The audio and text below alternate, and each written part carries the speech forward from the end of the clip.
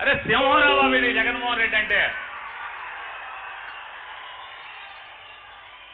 అవసరం కోసం, ఆకలి కోసం చంద్రబాబు నాయుడు లాగా ఏటి కావాలంటే ఆ గడ్డి కట్టేటువంటి దిక్కులేని జన్మ కాదు ఇది. సింహం రాజశేఖర రెడ్డి కొడుకు, విజయమ్మ కొడుకు.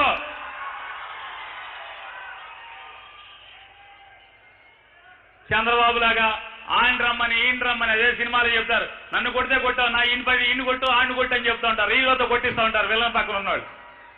చంద్రబాబు కూడా అదే, నన్ను కొడితే కొట్టావు, ఇక పవన్ కళ్యాణ్ కొట్టు, నన్ను కొడితే కొట్టావు, సిపిఐ నారాయణ కొట్టు, నన్ను కొడితే కొట్టావు, కమ్యూనిస్ట్ వాళ్ళని కొట్టు, సోనియా గాంధీని కొట్టు అని చెప్పి చూపిస్తున్నాడు. మేమేమంటున్నా అంటే జగన్మోహన్ రెడ్డి మనుషులుగా, జగన్మోహన్ రెడ్డి అంటే పడిచేసేవాళ్ళంగా, అరే బాబు ఎందుకురా బాబు, ఆయన పరిపాలన ఆయన చేసుకుంటాడు, జనం కోసం ఆయన బతుకుతాడు, మిమ్మల్ని ఒకడొకడు కొట్టేదాకా టైం వేస్ట్, అందరూ కలిసి ఒకసారి అన్ని చెత్త కింద కొట్టి పంపించేస్తాడు, ఎందుకు టైం దండగా అని చెప్తున్నాం.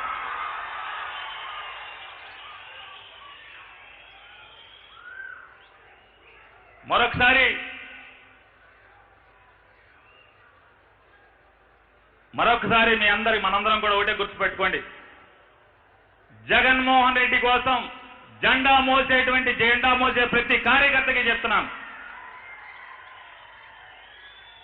మనం ఎవరికీ దడవాల్సిన పని లేదు. జగన్మోహన్ రెడ్డి గారి పరిపాలనలో సుఖశాంతులతో, ఆత్మస్థైర్యంతో జీవిస్తున్నటువంటి లక్షలాది కుటుంబాలు ఇవాళ ఆంధ్రప్రదేశ్ రాష్ట్రంలో ఉన్నాయి.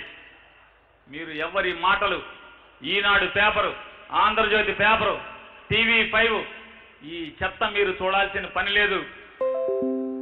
జగన్మోహన్ రెడ్డి గారిని కాచుకునేటువంటి బాధ్యతలో ఇప్పటికే లక్షలాది పేద మధ్యతరగతి కుటుంబాలు, బీసీ, ఎస్సీ, మైనార్టీకి సంబంధించినటువంటి కుటుంబాలు సిద్ధంగా ఉన్నాయి. నువ్వల్లా చేయాల్సిందల్లా ఒకటే, ఇక్కడ కూర్చున్నటువంటి జగన్మోహన్ రెడ్డి మనుషులందరూ చేయాల్సింది ఒకటే. వెనకటికి ఒక సామెత చెప్తారు, చేనులో ఒడ్లున్నాయి,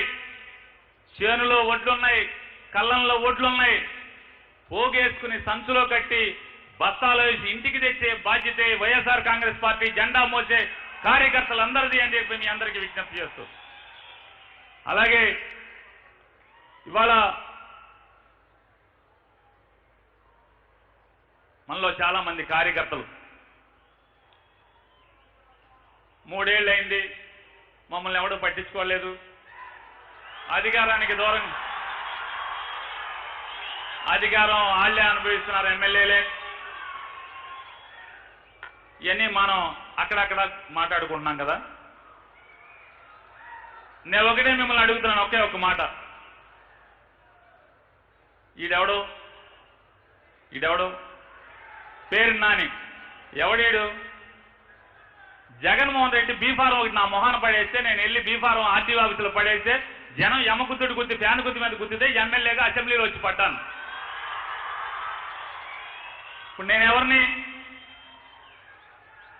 జగన్మోహన్ రెడ్డి గారు నా మీద దయదలిచి అరే మనవడ్రా నానిగారు అని చెప్పి అక్కడ నుంచోబెడితే, జగన్ మీద ప్రేమతో మీరు జెండా మోసిన కష్టం, మీరు చెమటోడ్చి ఇల్లు తిరిగి జగన్మోహన్ రెడ్డి గారి మీద ప్రజల్లో కలగజేసినటువంటి విశ్వాసం నన్ను ఎమ్మెల్యేని చేసినాయి. నాకు పొగరు పలిచింది, నాకు కళ్ళు నెత్తి మీదకి ఎక్కినాయి, నాకు 2 గన్మెన్లు వచ్చారు, తిప్పుమంటా తిప్పుకుంటా తిరుగుతున్నాను, కార్యకర్తలను పట్టించుకోలేదు. మీ బాధ అంతా మా మీద. నువ్వు ఎవరి కోసం పనిచేశావు?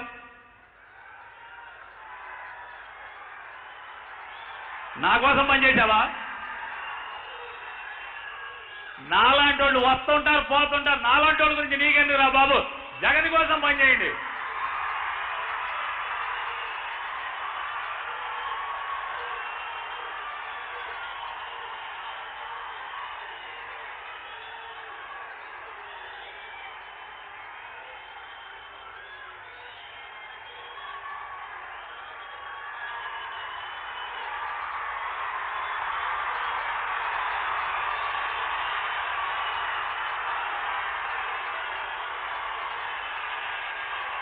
రెండు చోట్ల చెప్పాను, ప్లేనరీలో 2 చోట్ల మాట్లాడాను. ఏమని మాట్లాడానంటే, ఏప్రిల్ 7వ తారీఖు దాకా నేను మంత్రిగా ఉన్నాను, 11వ తారీఖు నుంచి లేను మంత్రిగా. కొత్త వాళ్ళు వచ్చేసారు కదా, అంటే దాని అర్థం ఏంటి? నేను మంత్రులు అనేవాళ్ళు పర్మనెంట్ కాదు, వస్తుంటారు పోతుంటారు, అవునా కాదా? జగన్మోహన్ రెడ్డి గారు ఎమ్మెల్యేలందరినీ కూడా కూర్చోబెట్టి 150 మంది ఎమ్మెల్యేలని కూడా కూర్చోబెట్టి 149 ఎమ్మెల్యేలు అంటే గౌతమ్ రెడ్డి గారు తమ్ముడు ఆ రోజు గెలవలేదు. 149 ఎమ్మెల్యేల మందిని కూర్చోబెట్టి 8 నెలలు మీకు టైం ఇస్తున్నాను. 8 నెలలు. మళ్ళీ కార్యకర్తలు కాళ్ళు పట్టుకుంటారో చేతులు పట్టుకుంటారో ఏం చేస్తారో మీకు తెలియదు, మీ ఇష్టం. కార్యకర్తలను ఎంపటేసుకోండి, ఇల్లు తిరగండి. జగన్మోహన్ రెడ్డి గారు పంపించినటువంటి పథకాలు మీకు అందినయా లేదా? మధ్యలో ఎవడన్నా మాలాంటి బ్రోకర్లు ఆపారా ఏమన్నా? జగన్ గారు మీకు ఉత్తరం రాశాడు, ఈ పథకం రాశాడు, వచ్చిందా? ఈ డబ్బులు వచ్చినాయా? ఈ పథకం వచ్చిందా? రాలేదు. బాధ్యత పడండి, తప్పు మందనండి. జగన్మోహన్ రెడ్డి దగ్గర నుంచి ఎమ్మెల్యే వరకు, సర్పంచ్ వరకు, ఎస్ తప్పు మాదే, పొరపాటు జరిగింది, తప్పకుండా మీకు జరిగిన తప్పుని అన్యాయాన్ని సరిదిద్దేటువంటి ప్రభుత్వం ఇది, తొందరలోనే జగన్ గారికి చెప్పి సరిదిద్దుతానని చెప్పిన బాధ్యత పడండి. వాళ్ళ దగ్గర క్షమాపణ కోరండి. ఆ ప్రజల దగ్గర ఆడు పచ్చి తెలుగుదేశం అవడమని, ఆడు పచ్చి గ్లాస్ గుర్తామని, ఆడేమన్నామని అర్హత ఉందా లేదా? అర్హత ఉండి మన ప్రభుత్వం నుంచి ఏదో ఒక సాంకేతిక కారణాలతోనో ఏదోటో రాకపోతే తప్పు మాది అని ఒప్పుకోండి, సరిదిద్దుదాం, నాకు అప్పచెప్పండి, నాకు పంపించండి అని చెప్పారు. 8 మాసాల తర్వాత ఇల్లు తిరిగిన తర్వాత మీ ఎమ్మెల్యేల జాతకాలన్నీ కూడా తీస్తాను. ఎవరి జాతకంలో గీతలు జరిగిపోతే ఆయన నల్లా ఎత్తి కొత్తవాడిని పెడతానని చెప్పాడు. దీన్ని బట్టి ఏమర్థమైంది మీకు? ఏమర్థమైంది? మొన్న ఏప్రిల్ 11వ తారీఖుతో నా బట్టి మీకేమర్థమైంది? మంత్రులు శాశ్వతం కాదు.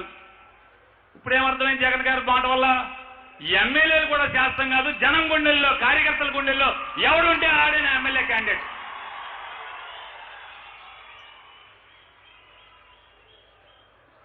మంత్రులు శాశ్వతం కాదు, ఎమ్మెల్యేలు శాశ్వతం కాదు.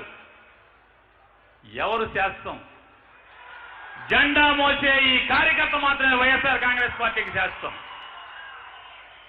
పార్టీ నీది. నాలాంటి వాళ్ళు వస్తూ ఉంటారు, పోతూ ఉంటారు. ఇవన్నీ మా గురించి ఎందుకు మీకు పట్టింపులు? సమయం కోసం నేను చెడిపోయాను, కార్యకర్తలను పట్టించుకోలేదు. వెయిట్ చేయండి, టైం ఉంది. జాతకాలు చూసే టైం ఉంది కదా, జాతకాలు చూసే టైం దాకా ఓపిక లేకపోతే ఎట్టగా? నువ్వెవరు మనిషివి? జగన్ మనిషి. జగన్కున్న లక్షణం ఏంటి? భూదేవంత సహనం లేకపోతే,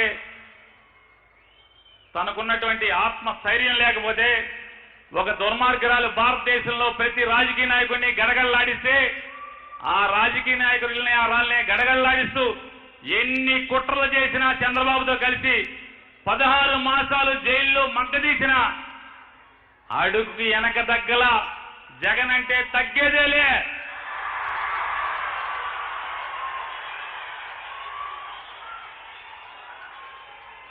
సోనియా గాంధీకి అట్లాంటి మహా ముద్దులకే దడనోడు ఈ చంద్రబాబుకి, ఆంధ్రజ్యోతి రాధాకృష్ణకి, రామోజీరావుకి, ఈ తొక్కలో బిఆర్ నాయుడు గారికి ఏంటి దడిచేది? జగన్మోహన్ రెడ్డి దడిచేది. ఇంకా బుద్ధి జ్ఞానం రాకపోతే ఎట్లా బాబు మీ నలుగురికి?